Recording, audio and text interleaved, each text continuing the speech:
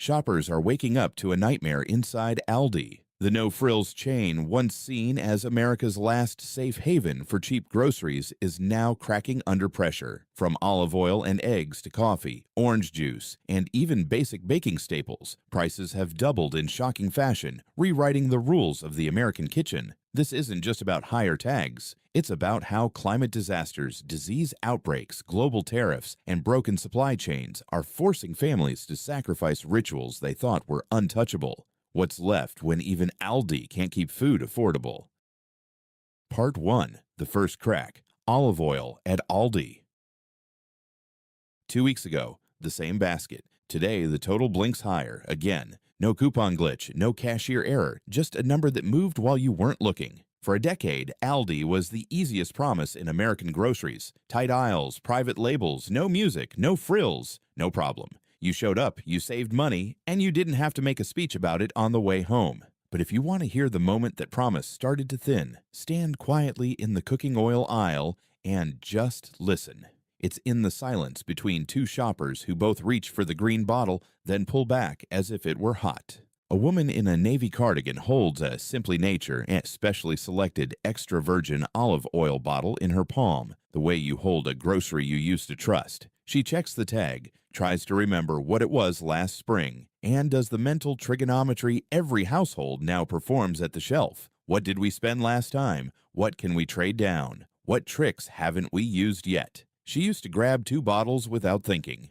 Today, she puts one back and lets the cart roll. If Aldi can't hold the line, who can? Subscribe and let's track the truth together. It didn't happen overnight, and it didn't wait for headlines. First came drought that didn't leave, then heat that didn't blink, then olive trees in Spain and Italy, trees older than the town you live in, failing quietly one harvest after another. Wholesale prices ripped upwards, retail shelves followed. Olive oil effectively doubled from prior seasons across Europe and then across the Atlantic. The cheap but good bottle at Aldi that let you cook like your grandmother without paying like a tourist suddenly wasn't cheap anymore. The supply shock wasn't a rumor, it was a crop failure with a passport. This isn't a weekend blip or a bad truck stuck outside a distribution center. It's what happens when climate risk becomes supply math. You can negotiate with vendors. You can't negotiate with rainfall. Producers in Jaén, in Andalusia, in groves where the language of harvest hasn't changed for centuries, watched yield collapse as if someone had pulled a plug. Record-high olive oil prices ricocheted through contracts and futures and freight, then into pallets and cases, and finally those 1-liter bottles that sit under bright aisle lights in an Aldi that never asked to be dramatic. Even as forecasters whisper about recovery, retail tags lag downward. If they move at all, households don't budget on forecasts. Households budget on receipts. So the aisle changes. Not with panic, not with empty shelves, with hesitation. You see it in small choreography. A bottle lifted, a shoulder dip, a small sigh, a return to wire rack. You hear it in a joke that isn't a joke. Guess we'll drizzle less. A father who cooks on Sundays grabs canola instead and tells himself the sauce won't care. A retired couple starts splitting dishes, EVOO only for finishing, never for frying. A college student Googles whether high oleic sunflower oil smokes less than she thinks. Shopping turns into triage. Cooking becomes calculus.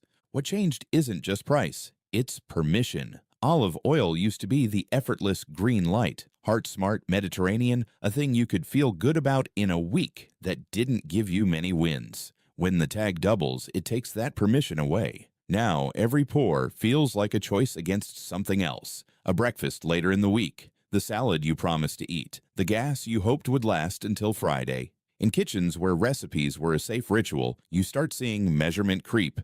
A tablespoon becomes a teaspoon, the skillet glistens less, the bread goes undipped. At Aldi, the change is starker because the store never traded on romance. There are no artisan chalkboards telling you a story. There is a palette, a price, and a pact. We cut the extras so you don't have to. When the pact breaks, when a bottle that felt immovable moves up, you don't just feel poorer, you feel like someone moved the goalposts after you kicked. Why it happened is not mysterious. Spain's output, the engine of the world's olive oil, was hammered by 2 consecutive drought-hit harvests, and Italy's wasn't far behind. EU memos turned into supermarket tags. The record prices that stunned producers in 2023 kept their grip through 2024. Households that shifted to sunflower oil by necessity didn't come back overnight just because a chart softened for a month. And even where bulk prices eased, packaging, freight, insurance, and dollar-euro swings kept the shelf from following on command. You can lower a futures curve faster than you can renegotiate a supply contract written in last year's panic. Meanwhile, in the U.S., another squeeze crept in from a different aisle entirely. Eggs, that quiet protein that keeps breakfast honest, punched to a record this year as bird flu wiped out layers by the tens of millions. If you're wondering why olive oil hurts more now than it would have 5 years ago, it's because you're taking simultaneous hits in places that used to cushion each other. This isn't one product misbehaving. It's a pattern. Disease here, drought there, tariffs and transport in between, costs stacking in layers until the thinnest retailers have nowhere left to hide them. Shoppers adapt the way ecosystems adapt, slowly, then all at once. First week, we'll use less. Second week, we'll finish with EVOO, cook with something else. Third week, maybe no oil tonight, we'll steam. Then, somewhere between a Tuesday stir-fry and a Saturday roast, a habit snaps and reforms. You don't announce it, you just stop reaching for the bottle. The change is quiet because every kitchen keeps secrets. But adaptation has a cost, and it isn't just on flavor. Trade downs often come with nutrition trade-offs. The monounsaturated profile that made extra virgin olive oil the doctor's pet doesn't transfer cleanly to the cheapest substitute on the shelf. If you don't choose deliberately, high oleic where possible, flax for cold applications, your short-term savings may buy you long-term inflammation. The cruelest part of a price spike is how it forces the worst compromises into the carts of the people who can least afford them. So what is the playbook if Aldi can't hold the line alone? Drizzle, don't drown. Use EVOO where it matters. Finishing, dressings, roasted vegetables in the last 60 seconds. Cook with backup oils that can handle heat without wrecking your lipids. High oleic sunflower or canola in the pan. Save the flavor for the end. Batch and freeze. Fewer bigger cooks reduce waste. A tablespoon saved every night is a bottle by month's end. Watch the promos. Buy in the dip, not out of habit. Aldi's simplicity cuts noise, but it also hides the best timing unless you're paying attention. Consider blends. Some private label Mediterranean oils blend varietals across countries and crops. Read the back label and let your palate, not the front copy, tell you if the compromise is worth it. None of this feels heroic. It's not meant to. It's the everyday skill of keeping a household intact when the macroeconomy claws at the pantry. If you want a picture of where the aisle goes next, watch how long the bottles sit. When olive oil lingers, stores reorder less. When they reorder less, minimum runs go up. When minimum runs go up, private label vendors add a penny here, a nickel there, until everyone is numb. The market will eventually adjust, trees will recover, rains will return, new groves will bear. But eventually is an accounting term. And dinners happen tonight. The hidden violence of this moment is it's quiet. No alarms, no sirens, no manager with a bullhorn. Just a bottle on a shelf that used to be easy and now isn't. Just a shopper who used to buy 2 and now buys 1. Just a kitchen where the skillet shines a little less under the light. And if olive oil, the thing that survived fads and decades and bad recipes, can be pushed this far, what about the other staples that built Aldi's reputation? The eggs that made breakfast cheap, the coffee that kept mornings moving, the orange juice that felt like Sunday, the sugar and flour that stitched desserts and school bakes together. What happens when each of those crosses a line you didn't know was there? You don't have to imagine it. You only have to walk 2 aisles over. In the next part, we're stepping from glass bottle to cardboard dozen, from groves to hen houses, to see how a virus can double a breakfast price and turn a staple into a ration, and why a chain that built its name on discipline now has to ask for yours. Because this isn't a single product problem, it's a household problem, and it's not coming, it's here. Part 2. The Morning Break. Eggs at Aldi. The doors slide open at 8:58 a.m. The egg aisle is already busy. A retiree in a windbreaker does the same loop he's done for years. Milk, bread, gold hen eggs. He reaches, pauses, checks the tag, then checks it again, like the numbers might blink back to what they were. 2 carts down, a mother in scrubs counts under her breath. She needs 2 dozen for the week. School lunches, Saturday pancakes, a quiche she promised her sister. Above the cases, a small white placard most shoppers haven't seen in years. Limit 2 per customer. The store is quiet, but the message isn't. This used to be automatic. Eggs were the one line in the grocery budget you didn't negotiate with. Cheap protein, dependable breakfast. The thing you could count on when everything else drifted. Then came the wave. Highly pathogenic avian influenza didn't tap the industry on the shoulder. It ripped out millions of laying hens in bursts that never gave producers time to rebuild. By February and March 2025, retail egg prices printed fresh records, peaking around $5.50 to $6 per dozen in national trackers. In some stores and weeks, higher. People say prices spiked, but spikes end. This felt more like a plateau with cliffs on both sides. The cruelty of this kind of shortage is its rhythm. It comes in waves, an outbreak, a cull, an uneasy rebuild, a relapse. Hens don't lay on Wall Street time. You can inject money into a balance sheet. You can't inject eggs into a nest. USDA rolled out a $1 billion plan to contain bird flu and stabilize supply. Press conferences promised relief. Biosecurity crews fanned out. The phrase vaccine strategy landed in headlines that would have sounded science fiction 3 years ago. And yet, on the Aldi shelf, the tag doesn't read like a press release. It reads like your breakfast.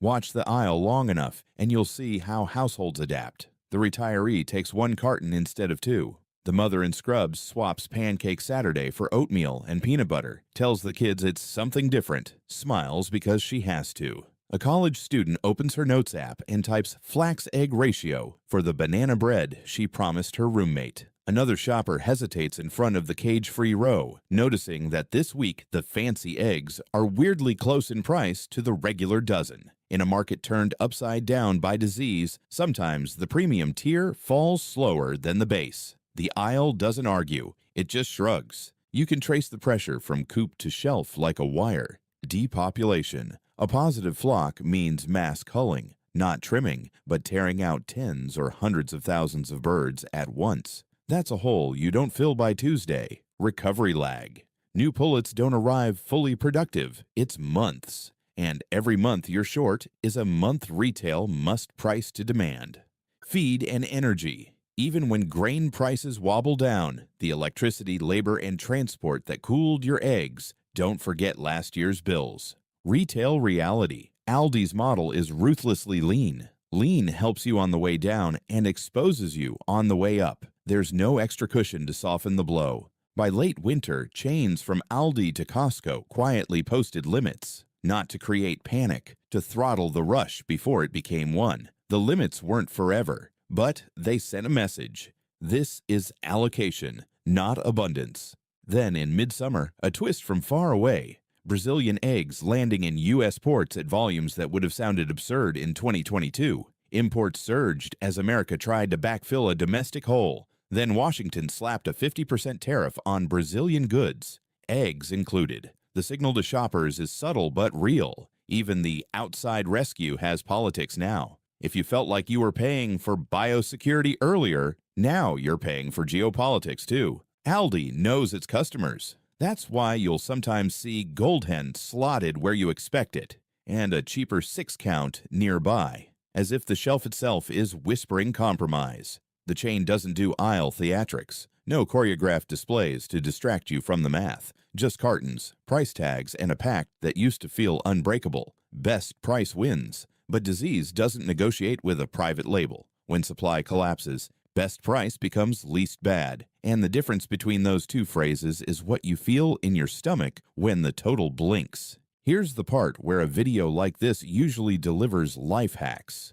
But this isn't a trick problem, it's a system problem. Still, there are moves that protect the week without punishing the month. Stagger protein. Let eggs anchor 2 days, not 7. Rotate peanut butter oats, overnight chia, or Greek yogurt bowls on the other mornings. Batch smart. If you're baking, plan projects that use whole dozens, custards, quiches, frittatas to avoid half-carton waste. Sub where flavor forgives. In muffins, pancakes, and quick breads, a ground flax plus water egg often slides by unnoticed. Save real eggs for what tastes them. Scrambles, Sunnyside, carbonara. Watch the Edge cases. Some weeks, cage-free or organic price tags compress toward conventional. Don't assume the hierarchy. Read the shelf.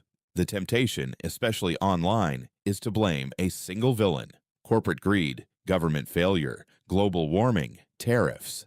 The truth is untidy. It is all of them in different measures, colliding in a market designed for predictability. Avian flu slashed supply. Input and logistics costs raised the floor. Policy layered noise on top. Retailers traded margins for time until they couldn't. In a year like this, even a chain that lives on a 10-cent edge can find itself forced to add 50. You can hear the psychology change in the aisle language. It starts with, weird, eggs are pricey, becomes, let's use fewer, degrades into we'll manage. Before long, the family that once cracked 6 for a weekend scramble cracks 4 and calls it plenty. Breakfast becomes managed scarcity, a concept that once lived in textbooks and now lives in kitchens. The scariest part is how quickly the new normal feels normal. There are glimmers. Government money moves faster than pullets grow, but biosecurity does help. Producers learn from each wave. Tighter farm perimeters, better wildlife control, cleaner traffic patterns, testing that moves quicker than rumor. Prices do fall from spikes. The problem is time. How long you can hold your habits together until the fall arrives, and whether the fall simply lands you at a higher step on the staircase you never chose to climb.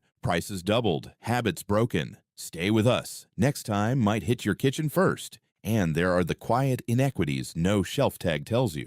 The family with savings buys 2 dozen at $5.99 and cuts elsewhere. The family without buys 1 dozen at $5.99 and cuts breakfast. Teachers meet the difference when attention spans break at 10 a.m. Clinics meet it when seniors skip protein and see their medication hit harder. We pretend that grocery economics live in grocery stores. They don't. They live in classrooms, in clinics, in shift changes. So where does this aisle go next? If vaccines work, if biosecurity holds, if imports smooth the spikes instead of worsening them, the next holiday might feel less like sticker shock and more like a win, but none of those ifs fix the underlying truth that the system now carries fragility where it once carried surplus. We can paper fragility with policy. We cannot replace surplus with wishes. At Aldi, there's no music in the egg aisle, just compressors humming and people counting. The retiree in the windbreaker decides 1 carton, not 2.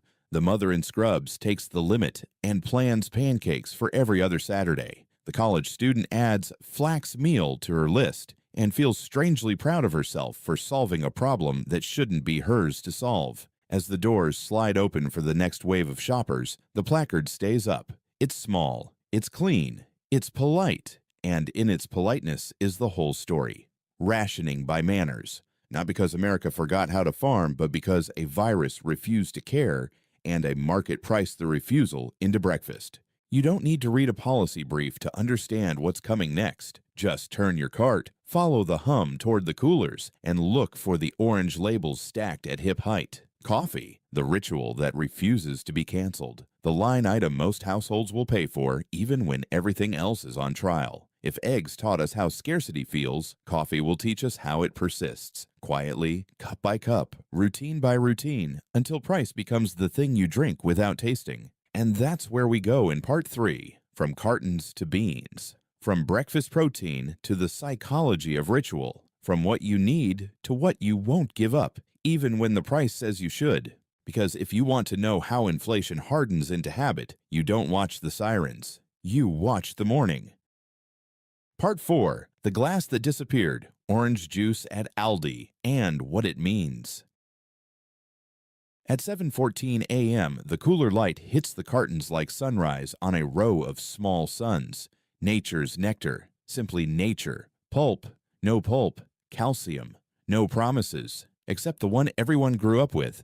A cold glass at breakfast, bright and certain as the morning itself. A boy in a soccer hoodie asks, "Can we get the big one?" His mother checks the tag, then the shelf below, then the other brand, then the weekly ad that used to feel like a way out and now feels like a memory. She reaches anyway. The cap clicks in the cart like a tiny gavel, guilty of wanting a normal morning. What happened here didn't start in this aisle or in this country. It started in groves where trees got sick and the sky forgot to rain. Citrus greening, a bacterial disease spread by a tiny psyllid, shrunk Florida's orange output to a sliver of its former self. Then hurricanes came like erasers over a chalkboard. Florida's oranges once filled the world's pitchers. Now they fill headlines and court filings. Producers learn to talk about fruit drop and greening the way fishermen talk about storms. The damage is not poetic. It is arithmetic. When the boxes don't come in, the price goes up and up and up.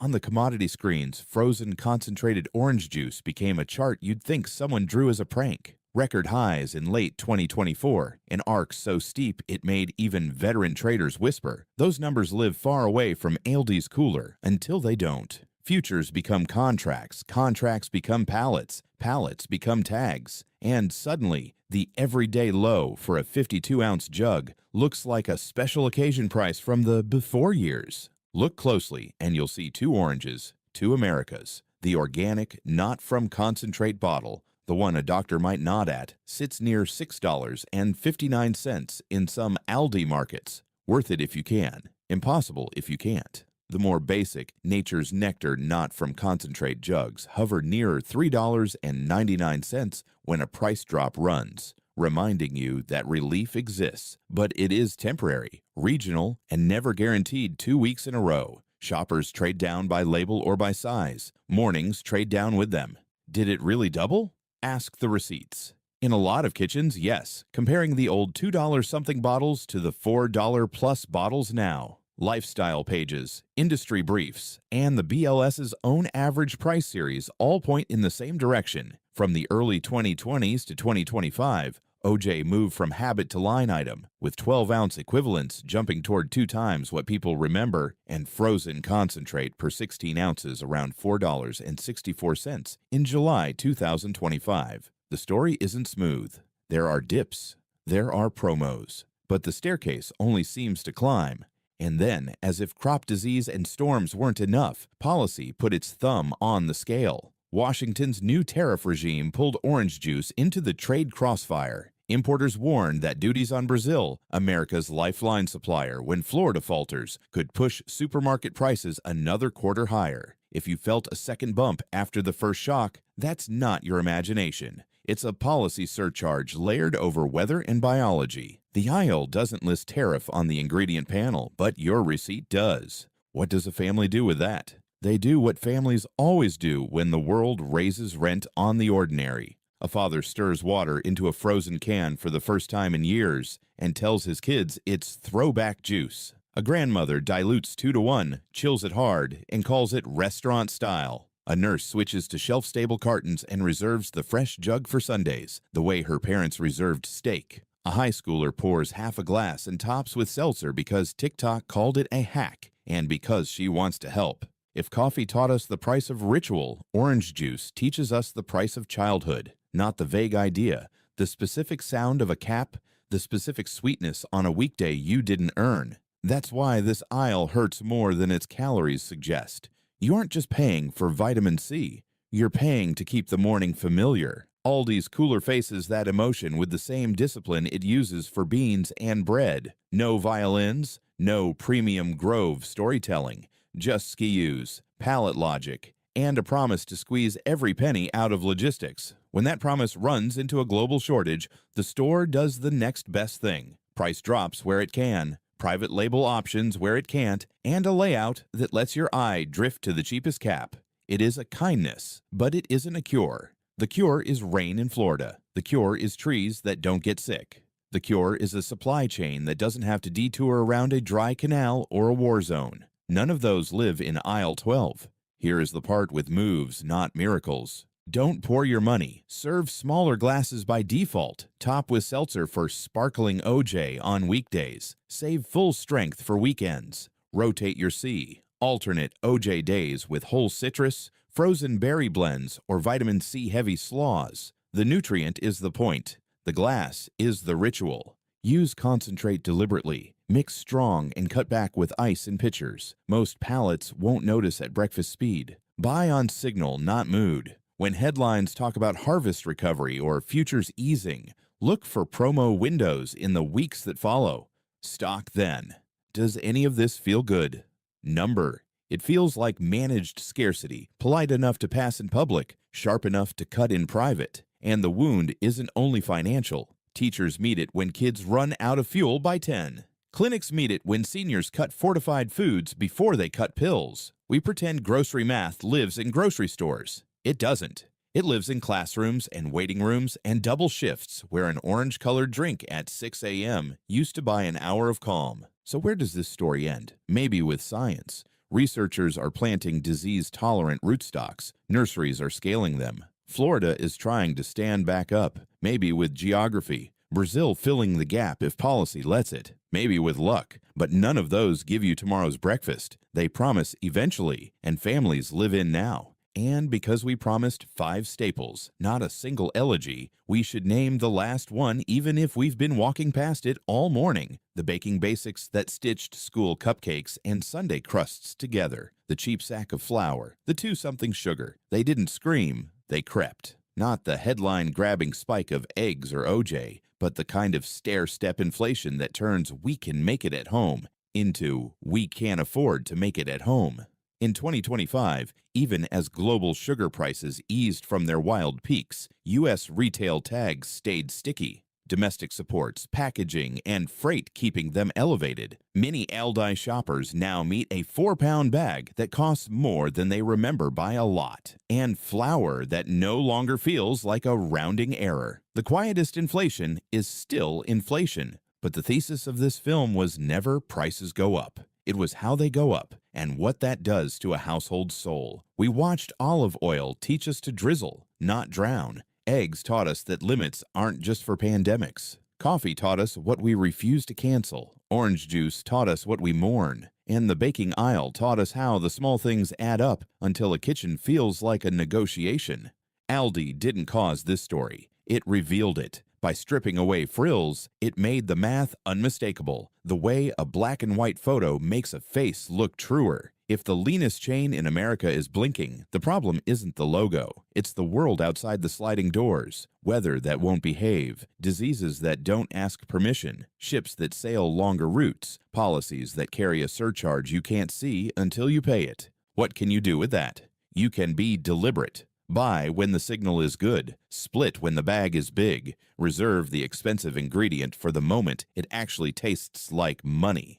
And speak, because silence is where bad habits go to harden. Ask why tariffs target breakfast while loopholes spare luxuries. Ask why disease-resistant groves remain pilot projects while households do triage. Ask why the American cart now feels like a test you didn't study for. There's a final image worth holding. A kitchen at 6:30 a.m. The cap twists. The glass tilts. The pour is shorter than last year. The boy in the soccer hoodie notices, then doesn't. He drinks. He laces his shoes. He runs. That's what families do. They run on less for as long as they have to, until the world decides to meet them halfway.